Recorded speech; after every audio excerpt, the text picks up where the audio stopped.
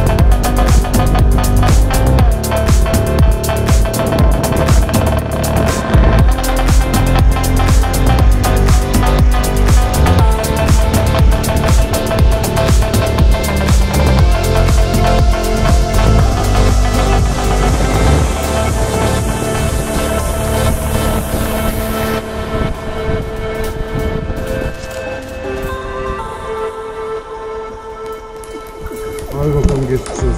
Tell me how it's like, tell me how you feel. Time is locked in a loop where questions shake. Is it true we see a light? Do we find peace? If you could tell her something, what would you say?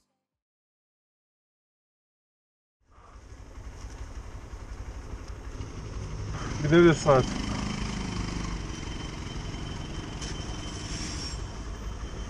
Okey miyiz? Tamam.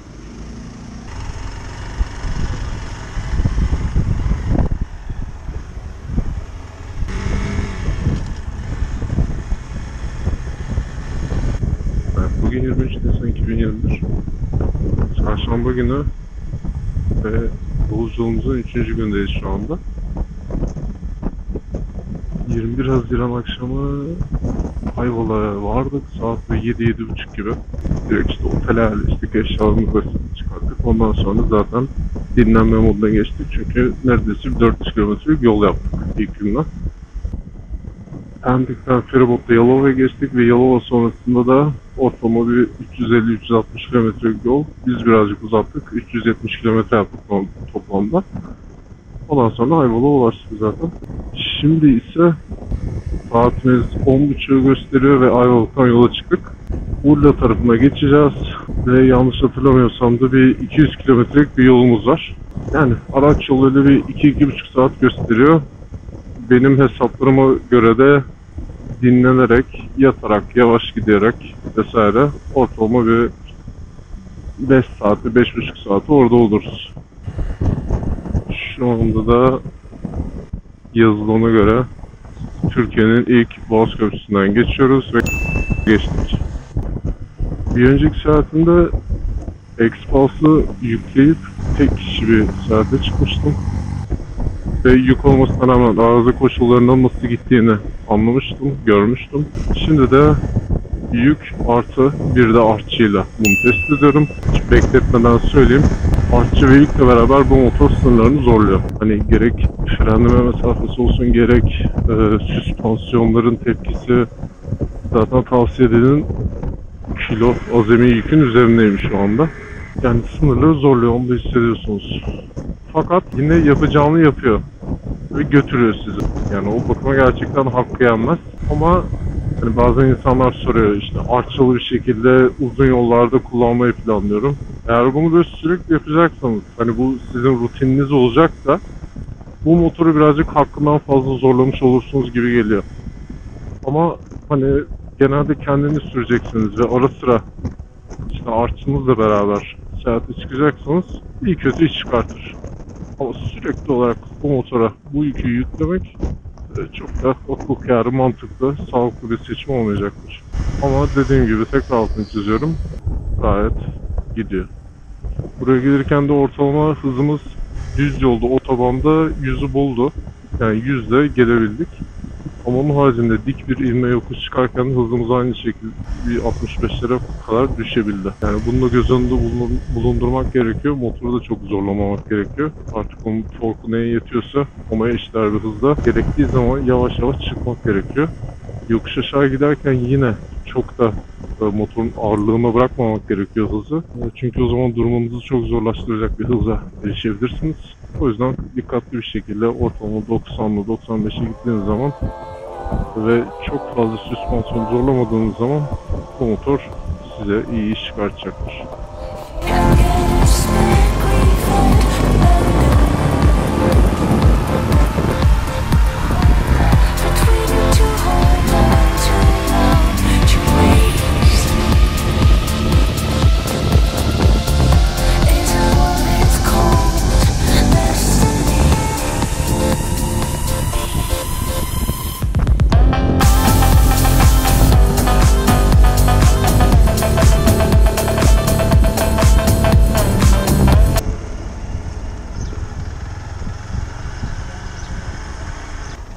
Ben de tam şey fark ettim.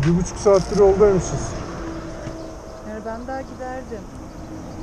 Ya ben de bir tık daha gider. Önceki güne göre daha iyiyim de. Of, biraz soyunalım ya. Bir de çok terledim ya. Ben de çok sıcakladım ya. Hani Böyle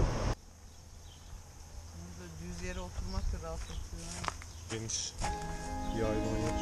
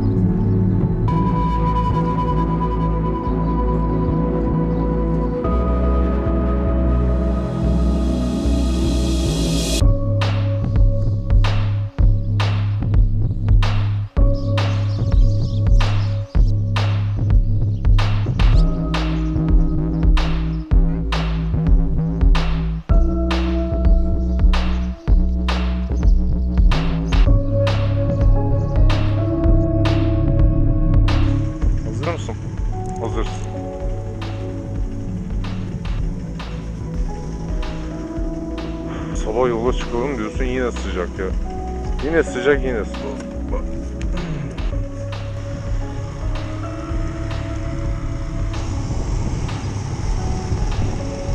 Günaydınlar. Bugün 24 Haziran 2021. Saat 7 çeyrek geçiyor neredeyse.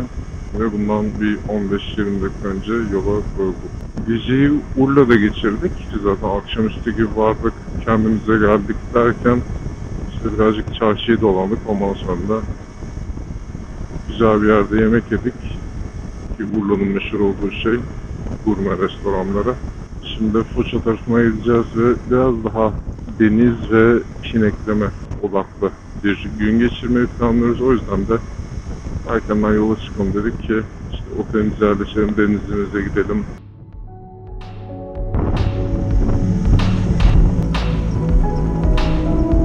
Teşekkürler.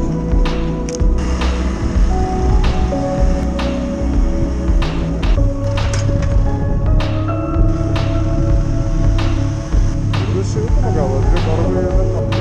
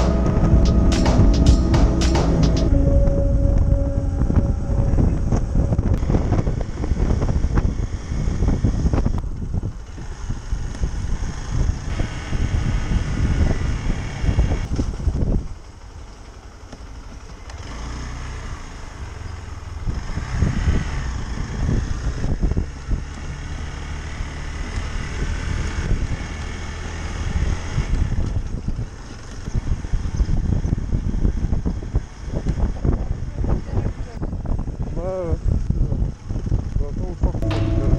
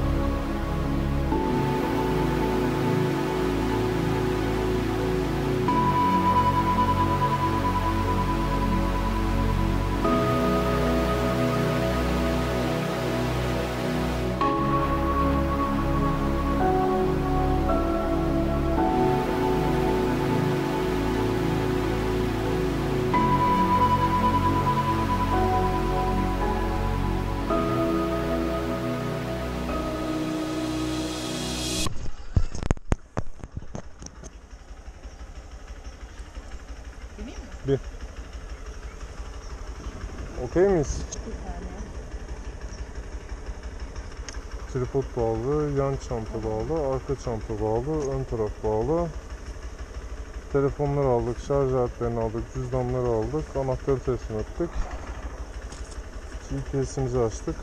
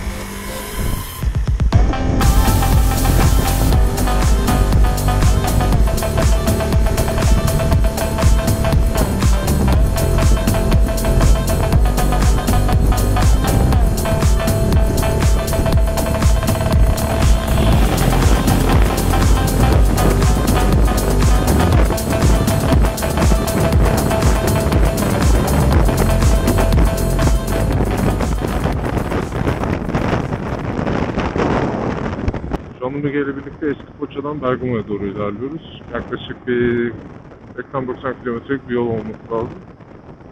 Şu an motorum 5726 kilometrede. Yola ilk çıktığımızda tam 5000 kilometredeydik. Muhtemelen İstanbul'a döndüğümüz zaman da bu aşağı yukarı 1000'e tamamlanmış olacak. İlk gün haricinde işte ortalama 100, 120, 80, 90 gibi kilometreler yaptık. Çok fazla yormadık kendimizi. Ama dönüş yolunda yani yarın en az bir 250 kilometre yol gideceğiz Bandırma'ya kadar. Bandırma'dan da zaten İstanbul'a döneceğiz direkt. Çok fazla körfez yollarına bulaşmadan, Yalova'ya kadar da gitmeden direkt Bandırma üzerinden pratik bir şekilde akşam feribotuna yetişip İstanbul'a geçeceğiz. Şimdi de dediğim gibi Foça üzerinden dönüyoruz. Foça'da bir gece kaldık. Denizimize girdik. Mezemizi yedik. Ve epey de keyif aldık ya. Çok ufak tatlı bir yer. Böyle denizin, pansiyonun, işte yemek yenecek yerin, gezilecek çarşının hep böyle küçük bir çekirdek merkezde çevrelendiği keyifli, ufak bir yer. Hani tam da aslında ihtiyacımız olan şeydi. Tam böyle kafamızda aradığımız hani bir yer olsun, işte pansiyonla denize yakın çarşısı olsun, gezelim modunda bir yer arıyorduk. Tam da yerini bulmuşuz yani gidince fark ettik biz de. Şimdi de birazcık böyle dağlara, tepelere doğru çıkacağız. Bergama'yı göreceğiz. Oradaki antik kenti bir göreceğiz. Ondan sonra da yarın zaten dönüş yoluna geçmiş oluyoruz.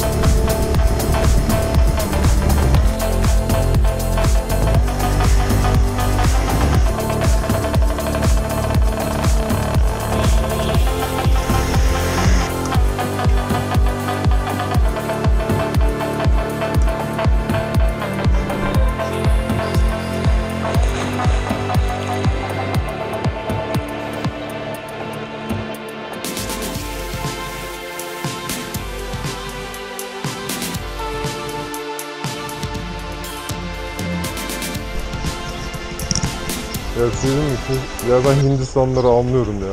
Ya ben de giyinmezdim ya. Hintlileri anlıyorum diyorum. Ben de giyinmezdim. Bir de onların yakın sıcak hiç nem.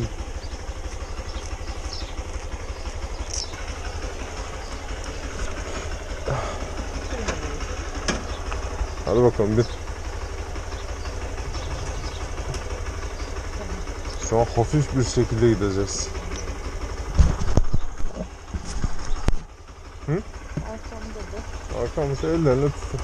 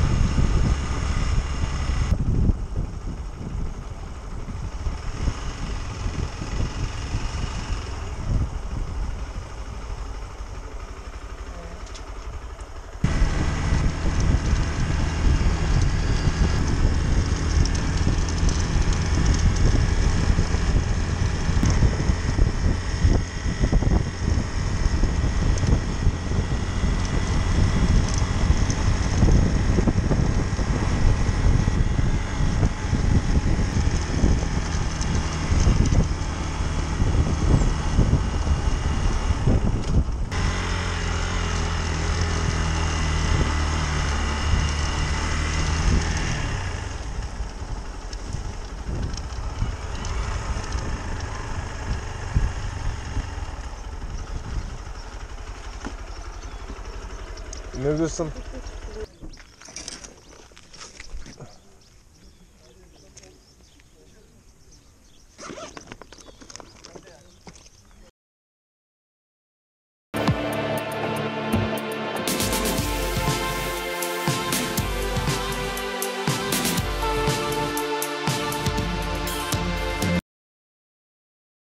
Hadi bakalım. O zaman dönüyoruz. Dönelim mi abi? Hadi dönelim abi.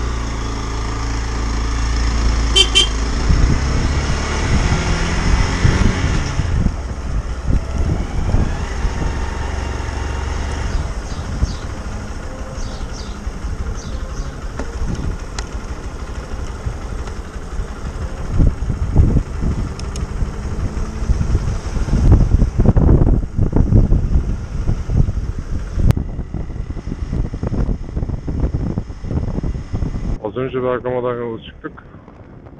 Bir geceyi burada geçirdikten sonra şu an Bandırma'ya doğru devam ediyoruz. Yollar eşliğinde buradan Bandırma'ya kadar gideceğiz. Yol üzerine İvrindi, Gören gibi yerlerden geçeceğiz. Yani olabildiğince böyle teke tek şerit olan, çok fazla otoban gürültüsü, telaşı olmayan bir yol tercih etmek istedik ki hani motosiklet sürmek keyifli kalabilsin. Çünkü buralara geldikten sonra bu bölgelerde motosiklet binmek zaten keyifli ama eve dönüş yolunda da bir curcuna, bir kargaşa içerisinde dönmeyelim diye yine ufak yollardan gideceğiz olabildiğince.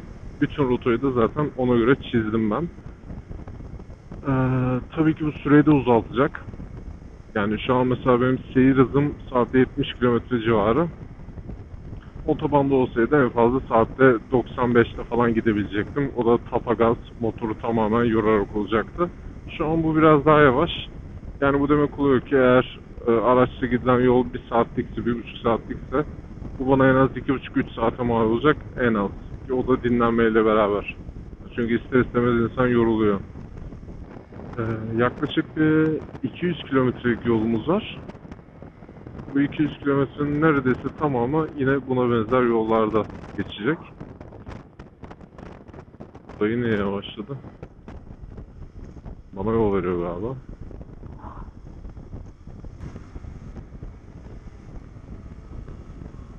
Aslında seyahatimiz hakkında konuşacak olursak da asıl planımız biraz daha uzundu. Ondan sonra bazı sebeplerden ötürü bu seyahati Ege çevresine kısıtlama kararı aldık. İşte ortalama sınırımızı görmüş olduk.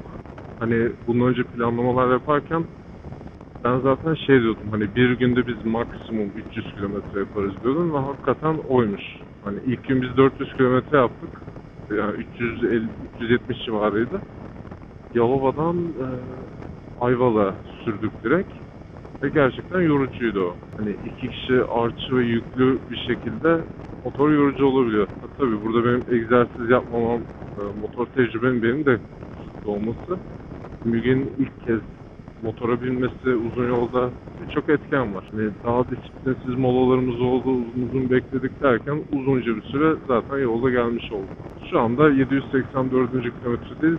İstanbul'a vardığımızda da bu rakam 6000'e yuvarlanmış olacak diye tahmin ediyorum. Seyahatin ilk etabında daha önce bahsettiğim gibi Yalova-Ayvalık arası sürüldü. Yalova'ya feribota bindik Pendik'ten. Ondan sonra da o yol üzerinden zaten Bursa, Susurluk'tan geçtik.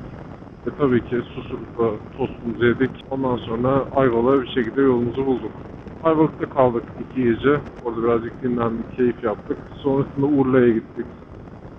Urla'da bir şeyler yedik, gezdik, baktık. Ondan sonra oradan Foça'ya döndük, yukarıya doğru. Foça'da kaldık bir gece. Foça'dan sonra da Bergama'ya geldik. Bergama'da da bir gece kaldıktan sonra zaten bugüne gelmiş olduk. Bergama'daki pansiyon acayip hoşumuza gitti ya. Böyle çok güzel bahçesi olan bir yerde. Hatta bu motocross için Bergama'ya gelen birkaç kişi de bizim pansiyonda kalıyordu, yarışçılardan. Onlarla işte bir tanıştık, bir iki lafladık. Ondan sonra zaten yola koyulduk. Anlatacaklarım zaten aşağı yukarı bu kadar. Şimdi Bandırma'ya doğru gidiyoruz. Oradan da feribotumuza bineceğiz. Umarız kaçırmayız. Çünkü bir tane feribot var. O da saat 7'de. Ne ondan sonra var, ne yarın var. Eğer Bandırma'da feribotu kaçırırsak götün Yalova'ya kadar süreceğiz. O zaman sizi İç Ege'nin doğasıyla baş başa bırakıyorum.